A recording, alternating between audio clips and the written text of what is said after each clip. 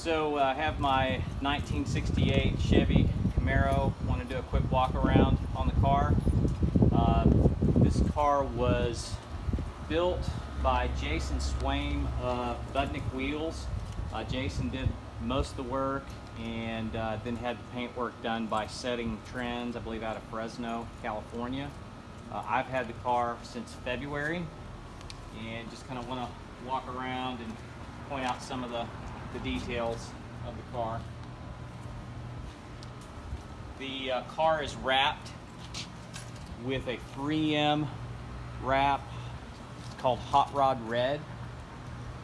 The wrap is in pretty good shape. The painted color of the car is a Lexus mica red, and this is what that color is. The wrap was on the car when I bought it, but I have pictures of the car painted before the wrap was applied. It is a solid color. There are no stripes painted on the car.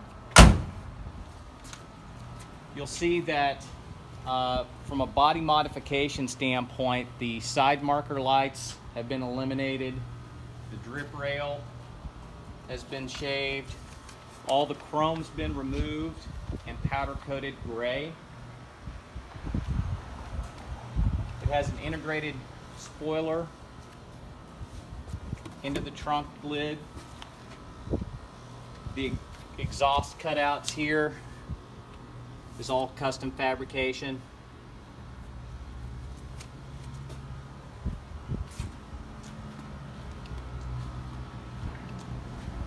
In the front,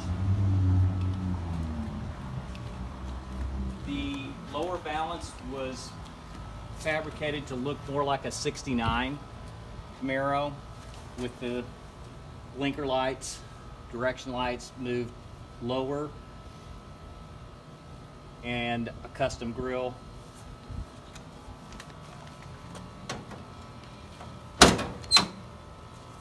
From a drivetrain standpoint, we're running a Crate LS3. It has a 480 hot cam, Spectre cold air intake, a Vintage Air front runner system, Ultimate long tube headers, MSD plug wires, coils. The wiper motor is from Newport Engineering,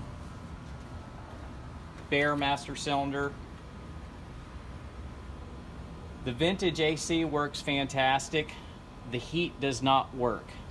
What I was told by the previous owner is that the heater control valve is installed backwards, and that heater control valve is inside the inner fender here. To get to it, you've got to take the fender off, and here in Texas it just really never got cold enough for me to worry about the heater, so we have not tried to do that yet. The hood hinges are Eddie Motorsports. These supports are also Eddie Motorsports. From transmission wise, we're running a Tremec 6-speed.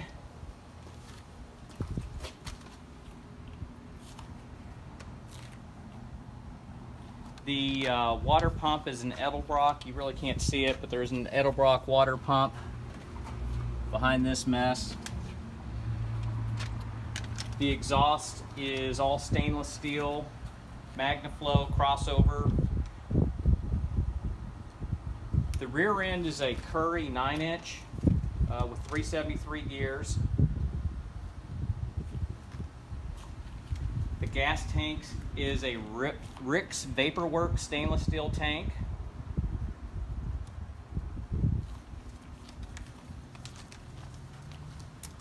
The front clip is a Detroit Speed full front clip that is with the tubular A-arms, coilover, shocks. It's really nice setup, super responsive on the steering.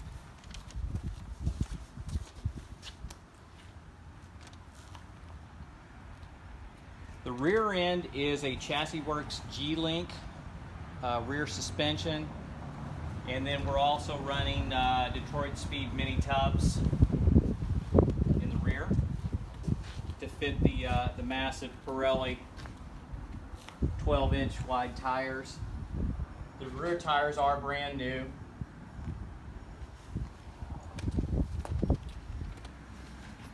Bare brakes all the way around, 14-inch 6-piston. Stops fantastic. From a bodywork standpoint, I've got about 200 pictures of the restoration process and what was done. Both quarters were replaced during the restoration. There was a portion of the roof, actually the entire roof skin was replaced, and a couple of patches in the floor that when you're on the lift, I have pictures of those as well, that you can see that the floors were anywhere there was rust was cut out and replaced.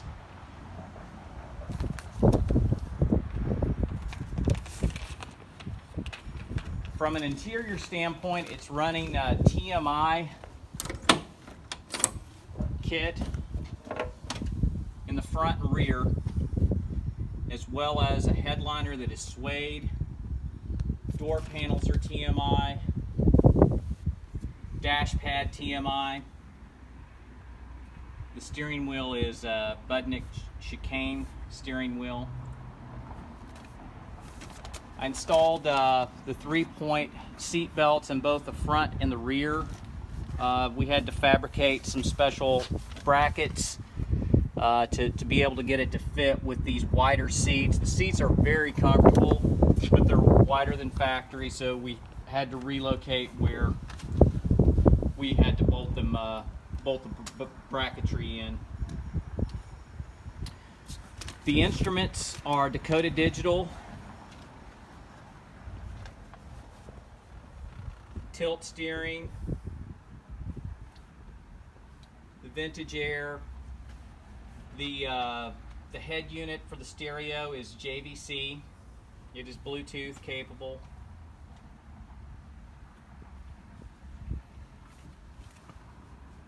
The shifter knob is also an Eddy Motorsports.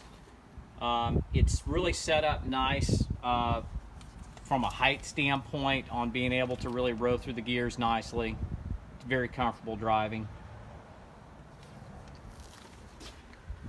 All of the window regulators were all rebuilt. The door hinges were all rebuilt since I've got it. I've installed headrests as well in the TMI front buckets.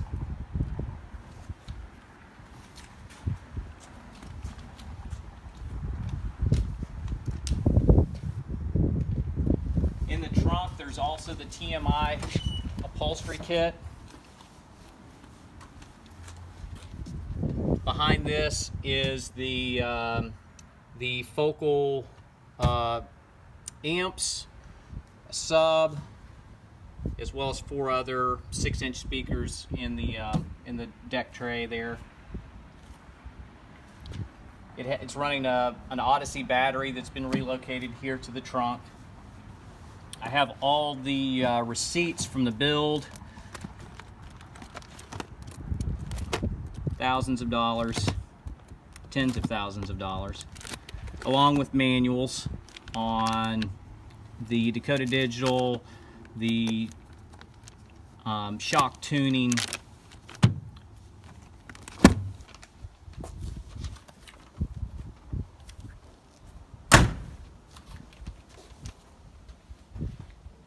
the wheels are Budnick wheels, powder coated gray,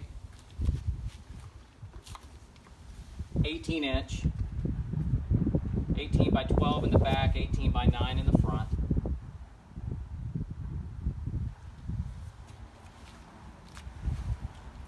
During the build, everything was dynamatted, so it's relatively quiet. With the exhaust note, you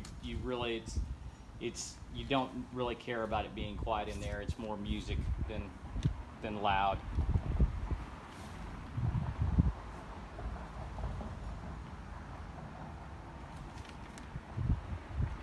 So the car is really in fantastic shape. It's a lot of fun to drive. It was purpose-built for driving. This is not a show car. While it does look fantastic and presents itself well, it is really a purpose-driven, purpose-built vehicle for driving. And we've put together some videos to kind of show you that. And for someone that's really looking for a great driving first-gen Camaro, you can't beat what this car is. If you have any questions, post comments down below, and I'll do my best to get right back with you.